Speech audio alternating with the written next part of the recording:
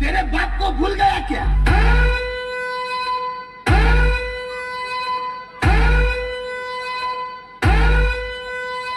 તમારે જેટલા તમારા હગા વાલા હોય એને લેતા આવજો, એટલે મનની મનમાં ન રહી જાય.